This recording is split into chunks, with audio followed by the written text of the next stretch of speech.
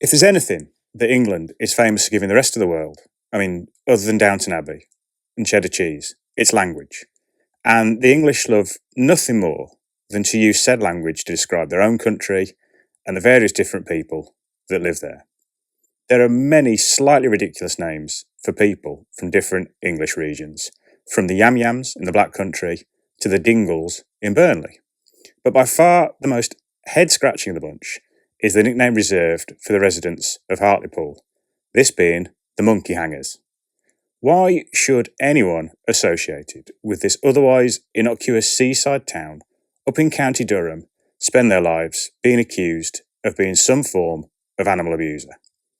Well, like so many things, it all dates back to the Napoleonic Wars, a time where Britain yet again found herself at war with France, like it has pretty much ever since recorded history began. For 12 years, various prime ministers pitted the cream of Britain's armed forces against those of Napoleon Bonaparte, with varying degrees of success. At some point during this very wearying period, some fishermen working off the coast of Hartlepool became aware of a vessel that was foundering further out at sea. A closer inspection reveals that this was not a fellow fishing vessel. It was a military ship, and a French one at that. But before the fishermen could figure out if they wanted to render any assistance to Napoleon's navy, said ship went under the water. In the aftermath of this tragedy, various items washed up on the nearby shores, including the only survivor of the sinking, a monkey dressed in the remains of a tattered French naval uniform, and presumably the mascot from the sunken ship.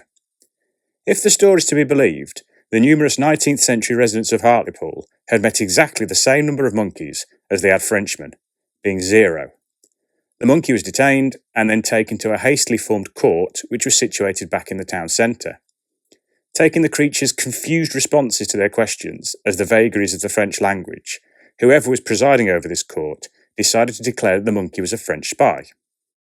Well, such an awful offence could only have one potential punishment, which was death, by hanging in this case. So you can see what's coming. The monkey was taken to a nearby tree, probably still confused as to what was going on, had a noose put round his neck, and it was hanged.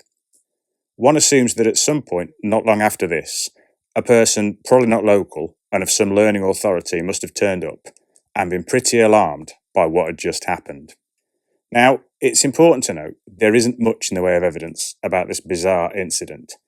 The story was first told during the 1850s, and there's no actual record of any French ship having been lost near Hartlepool.